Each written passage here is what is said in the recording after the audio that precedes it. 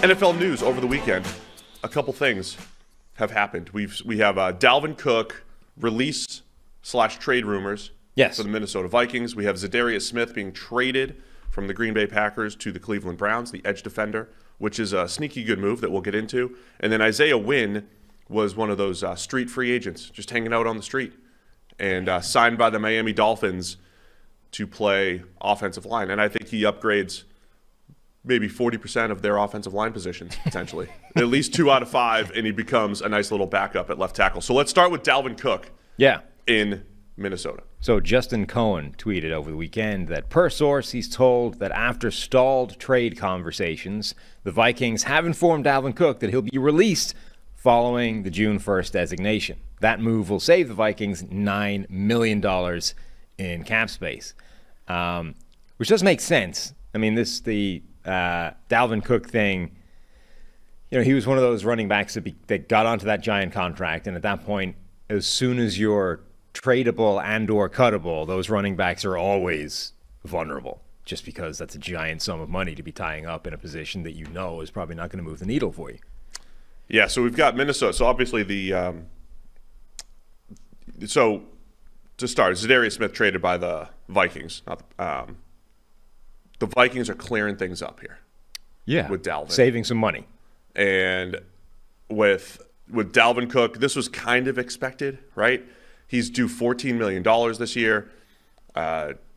He's got a couple more years on his contract. You're talking cap hits in the $14, $15 million range. The Vikings are in this weird spot, right, Sam? Like where they competed last year. Maybe it didn't match up with what the numbers said that, said should have happened. And now they're at this spot. Kirk Cousins is in the last year of his contract, and there's just a lot of house cleaning going. Guys like Eric Kendricks are gone, Patrick Peterson gone. A lot of players just gone, veterans gone, Dalvin Tomlinson. And they're not completely resetting, right? Because you still have one more year of Cousins, and I think they'll be competitive. But there's certainly a youth movement in Minnesota as they get rid of some of these old contracts. Well, this is going to be the question is, these are the moves effectively of a team trying to get their cap back in order and potentially rebuilding. But they're not rebuilding yet because they still have Kirk Cousins. So the question sort of becomes, if this at the end of the Kirk Cousins tenure there in Minnesota, do they fully blow this up and go, complete overhaul, rebuild, clean house completely, or do they try and get this done in this sort of competitive rebuild buzz phrase they've been using before? Like, do they think that they can achieve this turnover that needs to happen of the roster and of the salary cap whilst maintaining a competitive edge and still, the capability of winning that division and maybe making noise in the playoffs? I mean, what do you think about what they did last year as a starting point? Because you kept saying when Kwesi took over in Minnesota that it was a lot of status quo and, maintenance or whatever. And maybe it was, hey, we're going to give it a shot for 1 year, but we know we're going to have to blow this thing up. I think sometimes we do oversimplify the rebuild and say, completely scrap everything, get down to nothing and then rebuild it back up again. We have a team like Philadelphia just a couple of years ago, don't forget. They were in this spot where, of course, they were coming off a Super Bowl, but they tried to keep the Super Bowl team together as long as they could. And around 2020 or so, they got into rebuild mode, which basically took a year, right? It took Philadelphia a year to get back to the playoffs, to build it back up again, and basically 2 years to get into the Super Bowl window. So it feels like Minnesota's leaning toward that, where the veterans are going to be on their way out.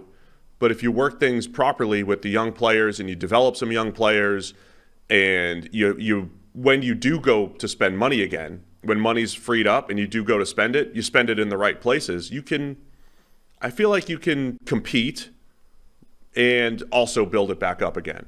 But the more you lose guys like Zadarius Smith and Dalvin Cook, I do think it's harder to look at a deep playoff run for this season. Yeah, and the last year sort of shows the problem, right? Is Kwesi comes in and they do very much stick to this, pathway that they've been on all along, essentially just replace the guy making the decisions and therefore presumably tinker with the specifics that are going to get done, but overall the approach was the same as it had been with Rick Spielman and with the previous coaching staff, etc.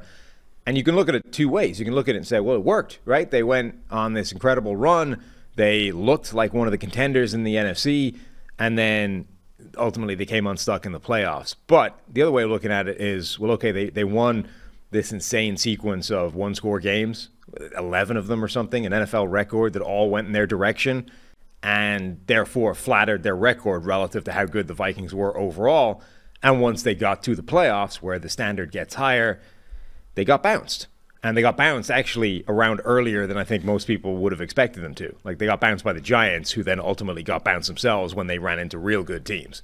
Like, the Vikings didn't even make it to the real good teams before they got drop-kicked out of the playoffs. So when you look at this approach last year, this competitive rebuild concept, is it actually possible? Like, can you overhaul the roster in a way that you need to reach that level of the Philadelphias, the San Franciscos, like the best teams in the conference, without taking it further back to the bone than the Vikings seem willing to do?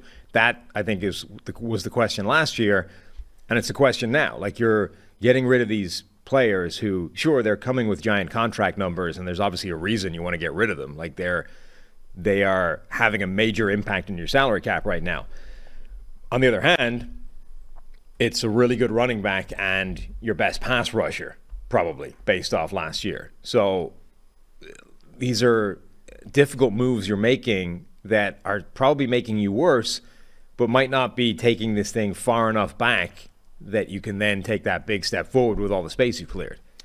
Yeah, and so the Zadarius Smith trade was, they had to clear that cap space to be able to sign their draft picks and everything. I mean, they were up against it, and that's $7 million in cap savings this year and $20 million next year. I want to get into that trade in a minute here, but we're talking about a Minnesota team. Adam Thielen is out. He's going to be replaced basically with rookie Jordan Addison. Mentioned some of the other players, right? Like a year 2 linebacker Brian Asamoah is going to replace an Eric Kendricks this year. Second-year rookie Andrew Booth is going to replace a Patrick Peterson at corner. But then when they did go to free agency, it was like 1 year of Marcus Davenport for $13 million. So it's basically like a good Marcus Davenport 1 year prove it type contract for a guy that doesn't really play over 500 snaps. Hey, go play 800 snaps for us this year. Prove it. In exchange for Zadarius Smith, who they had to trade and save that money. So the problem is, I guess, with say like a Davenport, if he does have a great year, are you just earning a comp pick, or is he gonna be the guy that you invest in going forward? But you got younger, and that's what it is, right? Some pieces have to move out, some pieces are moving in. I think the Vikings still do look competitive, but not Eagles level competitive, for whatever it's worth. But that's like their baseline, right? Is they've probably maintained this spot of being a 500-ish team, a couple of games either side of 500, depending on how good the year goes. And last year, everything broke in their direction. All the one-score games went their way. Like, if that doesn't happen again, this team could be a game under 500 without any problems. It could be a couple of games over 500, whatever. But they're in that world, always. So the question that keeps coming up year after year from Minnesota is, how do you get out of that? Or are you happy being in that world where we're going to be there or thereabouts, we'll challenge for the playoffs most years, we'll make them, more than we don't make them, and then once you're in the big dance, anything can happen, right? They're basically relying on complete random chance that once they're in the playoffs, they can go on a freakish run and win 3 or 4 straight games, and then that's your championship. Like, is that the strategy here? Simply play the odds and get to the postseason as often as humanly possible, and then hope variance bounces in your direction when you make the playoffs. If it is, this is the perfect strategy to achieve that, because that's basically what they've been doing way past Kwesi ever showing up on the scene. But that's how they've been approaching the last several years of things. But it's not maximizing your potential to actually win once you make the playoffs, which is a bigger problem. I'm interested to see it play out. I mean, when any new GM is going to come in, right? Any new GM comes in and they get their guys instead of everyone else. What? Oh, we'll get to that later. No. Any new GM like me. But, the more moves Kwesi makes, the less you see of the old regime and stuff like that. And, I wonder how much of it's just that, right? If you feel like, kind of like the old Charlie Weiss quote, We got the schematic advantage over here at Notre Dame. If you feel like you have the advantage from a decision-making standpoint, would you lean into just more moves? We're just going to make more moves. I feel like over time we're going to make better decisions, so we're going to undo the old and... But doesn't this look exactly the same as the old? No, I think this is a youth movement in Minnesota quicker than they did it before.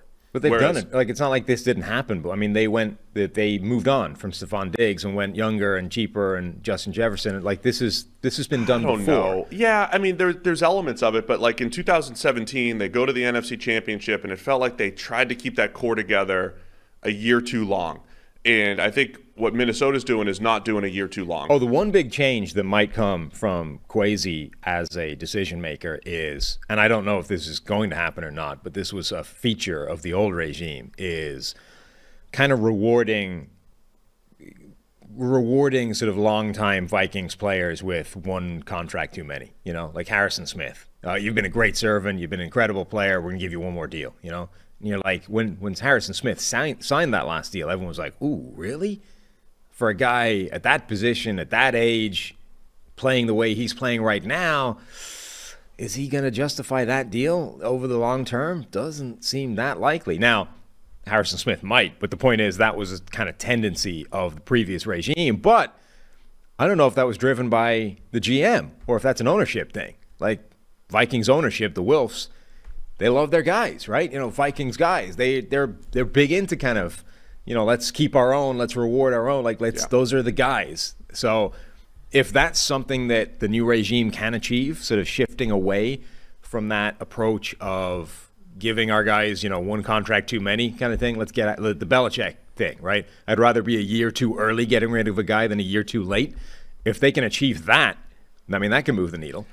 I think that's interesting to see. And I think the other part of it is I think they're identifying their own undervalued assets around the league, players around the league, like Cameron Bynum, right? They just went all in on Cameron Bynum's our starting safety last year, and they tried to rejuvenate a Jordan Hicks at linebacker, and I think that's a big part of it too. Is that they're complementing their high paid players with cheaper options who might be sneaky good at positions like safety and linebacker and all that. So anyway, where does Dalvin Cook potentially land if he gets released, or if there is a last minute trade?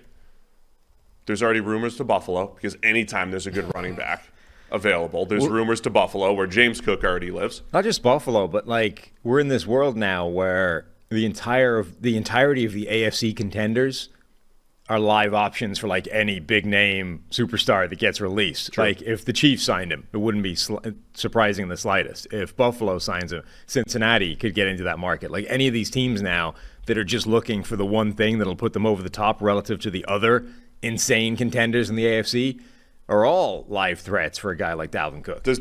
What does he have left? What is Dalvin Cook? He's coming off a year. He had an 89 overall grade in 2020. That was the best grade of his career. 90 rushing grade. I have always been a Dalvin Cook guy. Mm-hmm. Loved Dalvin Cook. I thought there was a point in the NFL where he was not necessarily producing as well as, say, Zeke Elliott or Todd Gurley. And I've got some old tweet out there. I'm like, Dalvin Cook's better than both of them. Maybe someone else at the time. And I stand by it. I think Dalvin was a better player than those guys throughout his career because of his explosiveness.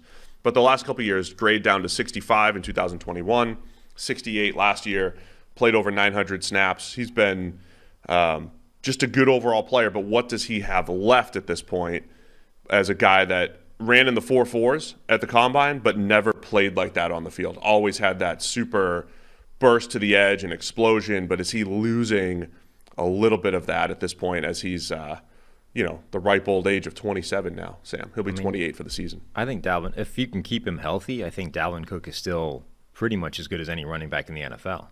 And if you get him in an offense, again, this is like the Bijan Robinson conversation all over again. If you already have a functioning run game and you just need somebody that can add value on top of that, Dalvin Cook can absolutely do that. So if you have the environment already for a decent running attack, and Dalvin Cook is available to come in and just be a guy that can take advantage of that, I mean, he can be crazy. His grade last year wasn't as good as previous years, but he still averaged over 3.18 yards after contact per attempt, broke 51 tackles. Dalvin Cook can still be absolutely elite.